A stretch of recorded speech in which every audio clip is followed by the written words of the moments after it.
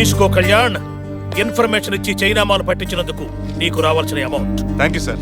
And ఈ cover కూడా నీకే. ఇదేంటి సార్ చెక్క? కాదు, నీ లక్. లక్క? ఎంతో కష్టపడి ఎన్నో మెట్లెక్కితే గాని రాని పోలీసు ఉద్యోగం నీకు లిఫ్ట్ లో వచ్చినంత ఈజీగా వచ్చింది తెలుసా? పోలీసు ఉద్యోగమా? నీ టాలెంట్ కమిషనర్ గారికి బాగా నచ్చింది. నీలాంటి వాడు జనజీవన శ్రవంతులో కంటే పోలీస్ శ్రవంతులో ఉండడమే కరెక్ట్ అని ఈ అపాయింట్మెంట్ నీకు ఇచ్చారు. అలాగా? ఎస్. సూపర్ అండి. అరే అరే అదేంటే ఆ కవర్ చూసేసేమిటి? చెప్పక ఉద్యోగం ఇవ్వగానే ఎగిరి కత్తేసి జాయిన్ అయిపోతారు అనుకున్నారా? అయినా పోలీస్ డిపార్ట్మెంట్ అంటేనే పాములు పుట్టలాంటిది. తెలివైనవాడు ఎవడైనా బయట నుంచి పాల్పోయాలనుకుంటాడు కానీ పుట్టలో దూరి పాల్పోయాలనుకోడు. మరీ అంత తేలిగ్గా తీసిపారేయక్కర్లేదమ్మా. డిపార్ట్మెంట్ లో చేరితే ఉండే అడ్వాంటేజెస్ ఏంటి సార్ అడ్వాంటేజెస్? తొక్కల అడ్వాంటేజెస్. ఇప్పుడు నేను చేరిన తర్వాత నన్ను ట్రాఫిక్ లో వేసారనుకోండి, ఎండనక వాననక సెంటర్ లో శిలా విగ్రహాల్లో నిలబడే ఉండాలి.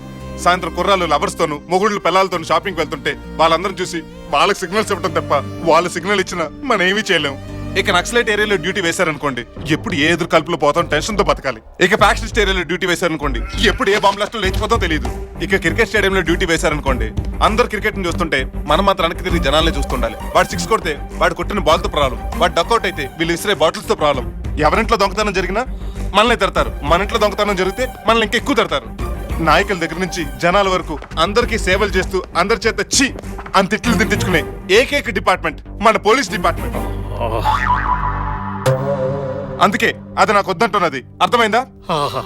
గీతలో కృష్ణుడు చెప్పినంత క్లియర్ గా చెప్పిన తర్వాత కూడా ఎట్లా అర్థం కాకుండా ఉంటుందిరా? నా డిపార్ట్మెంట్ లో ఇన్ని కష్టాలున్నాయని నువ్వు చెప్పేంత వరకు నాకు తెలియదురా. నువ్వు చెప్పినవన్నీ విన్న తర్వాత నాకు ఇప్పటికిప్పుడే జాబ్ కు రిజైన్ చేయాలనుంది. కానీ ఇందులో వచ్చినంత ఎందులో వస్తుంది చెప్పు? అందుకనే నేను ఇట్లాగే ఉండిపోతాను, నువ్వు అలాగే ఉండిపో. నీ ఇష్ట ప్రకారం జీవితం ఎంజాయ్ చేసుకోపో. థ్యాంక్స్ బాబాయ్. పదండ్రా.